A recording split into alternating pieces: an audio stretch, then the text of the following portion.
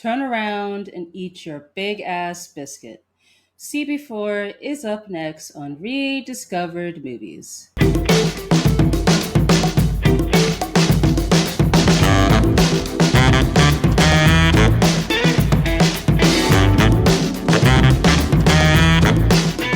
Hello, welcome to episode of Rediscovered Movies. I'm your host, Nomfanelo Malloy. So the film that I'll be discussing today is CB4. CB4 is a 1993 satirical comedy film. It is directed by Tamra Davis, who's known for directing films such as Crossroads and Billy Madison. It was written by Chris Rock, Nelson George, and Robert Locash. The film stars Chris Rock, Alan Payne, and Phil Hartman. So here is the synopsis.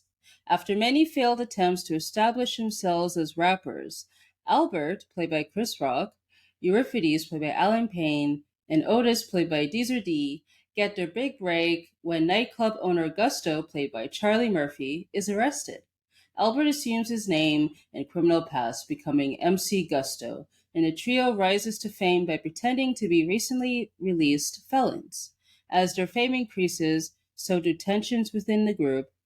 When Gusto escapes from prison, he is furious at having his identity stolen and vows revenge. The film was released in theaters on March 12, 1993. It has a $6 million budget. It has made over 17.6 million. It opened at number one domestic with 6.1 million. It beat films including Fire in the Sky, Falling Down, and Groundhog Day. In terms of critical reception, on Rotten Tomatoes, it has a 52% critic score and a 61% audience score. At the time of this recording, it is available on demand, so check your local provider. Let's get into first discoveries. So, I did not heard about this movie until I think it was a while back. I don't remember the exact date. I was browsing at Sunrise Records and saw the Blu-ray for this movie. And then when I saw the cover, I'm like, oh, this could be interesting. So while I was working on my list of films to cover for this season, I decided, oh, I'll check out this movie. So I rented it on the Cineplex store. I watched it with my family. So essentially, with my thoughts is that there's some funny moments here and there, but as a complete film, it did not work for me.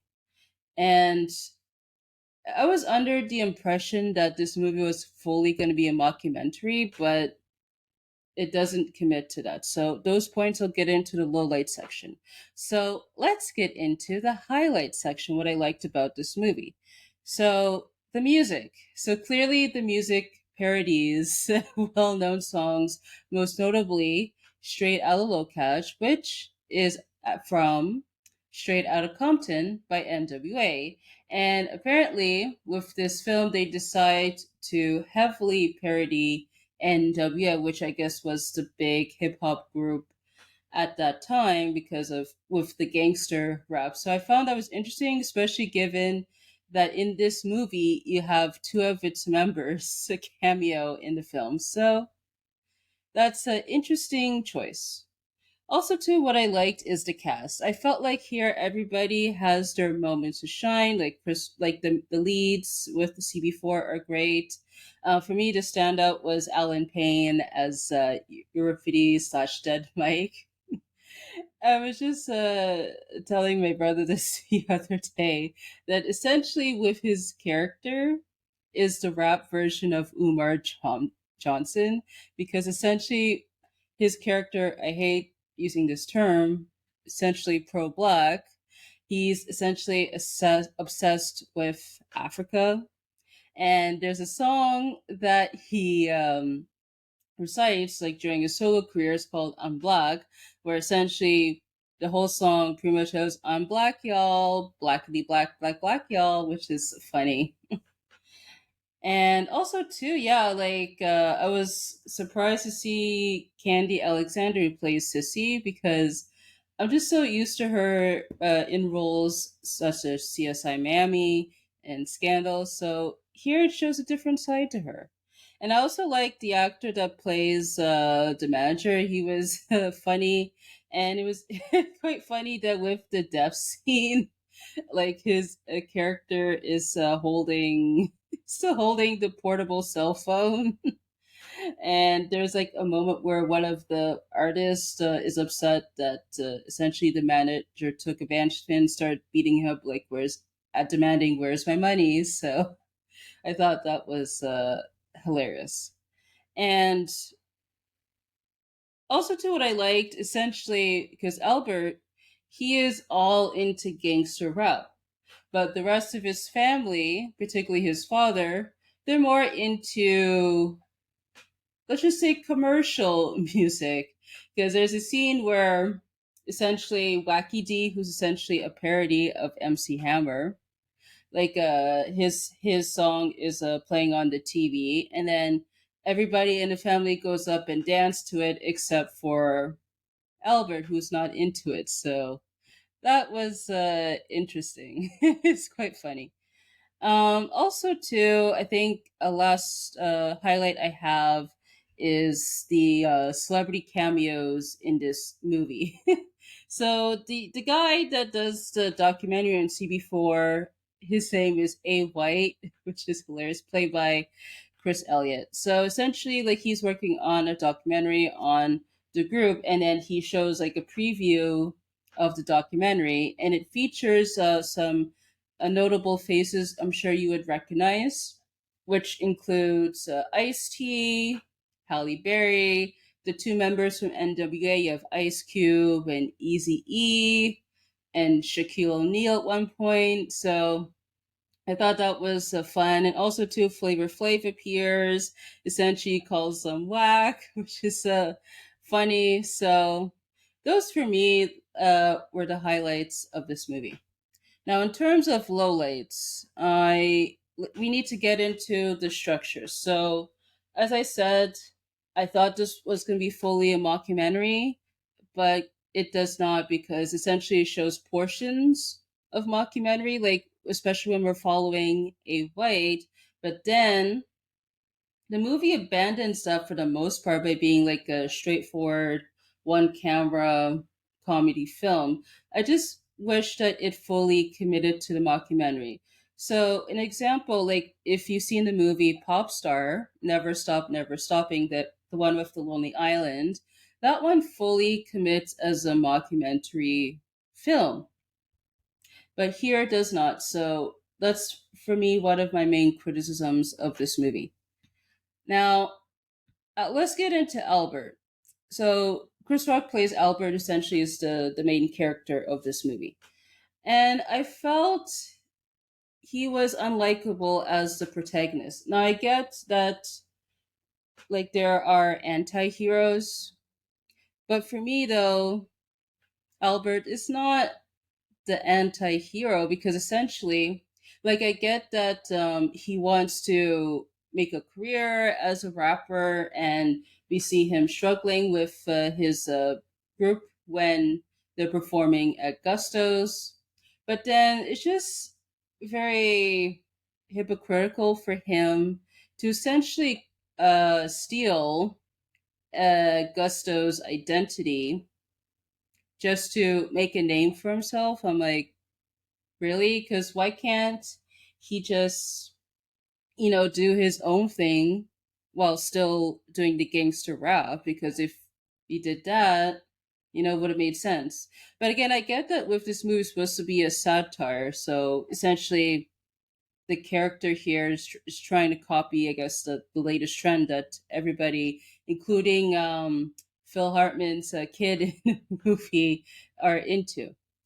But I felt like, yeah, like if we're to go that choice, they should have, where Albert sort of just come to realization, like, hey, like it was wrong for me to steal Gusto's identity. Like I'm just gonna do my own thing. But this movie doesn't do that, because essentially he frames Gusto towards the end, where Gusto goes back to jail, and then after that things are normal.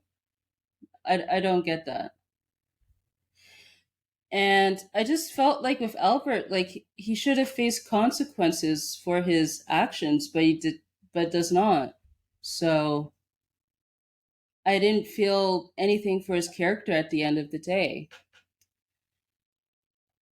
And I just felt like too with the message for this movie is, from what I gather, it's like, oh, stealing other people's identity or their music is okay, when really it's not.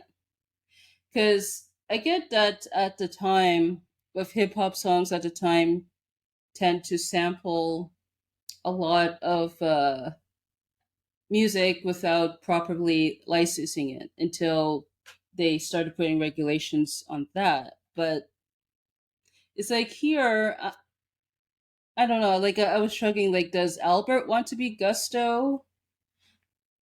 I don't know because he wants to be a rapper, but I guess what with the different looks wasn't working, so he decides to steal the Gusto's look. I'm like, why?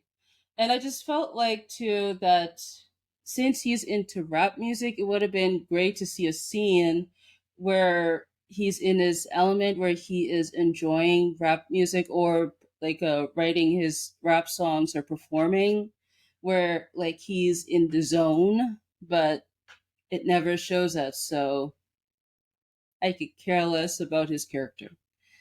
And I think the last low light I have for me is that this film ends abruptly. So this movie is roughly 90 minutes long, and I felt like it just cut abruptly, like there was no resolution because essentially after Gusto goes to jail, Chris Rock's character decides to reunite with the rest of his group members, and then they perform. That's it. It was like weird. I felt like there was no resolution.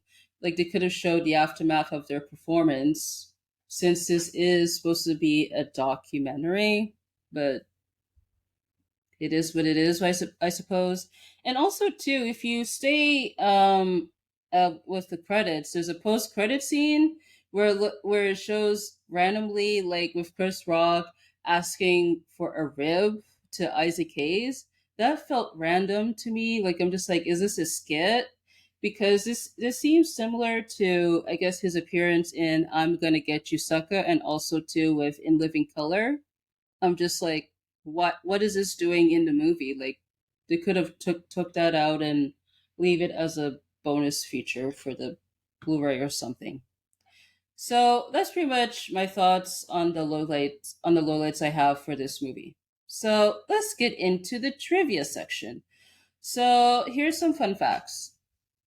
So Charlie Murphy, he plays Gusto in the movie. And apparently, after his first audition, Chris Rock told him to act meaner. For his second audition, he Murphy brought a real loaded gun to his audition and got the part.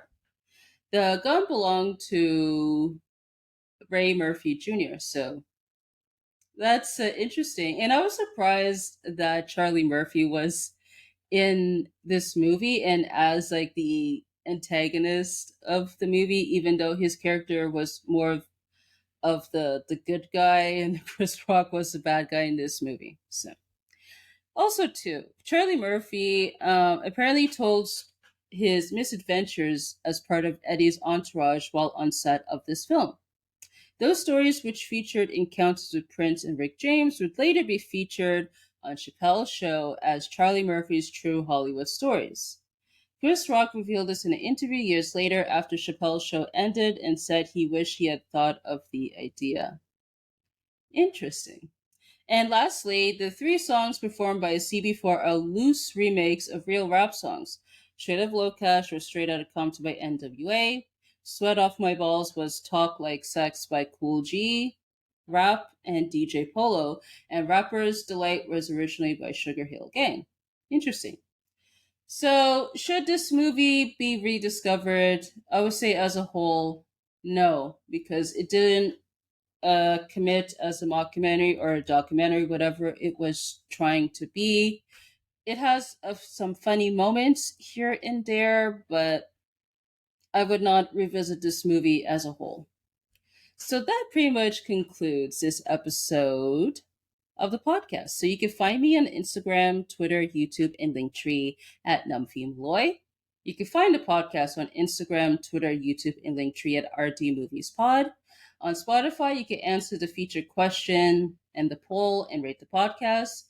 On Apple Podcasts, you can leave a review and rate the podcast. You can submit questions, comments, and suggestions by email, which is rediscoveredmovies@gmail.com. Or you can send a short voice message on Spotify for podcasters at RD Movies Pod to be featured on the after show, which will air after the season finale. All the links to this stuff will be available in the description. So I want to say thank you guys so much for tuning in to this episode of the podcast, and I'll catch you on the next one.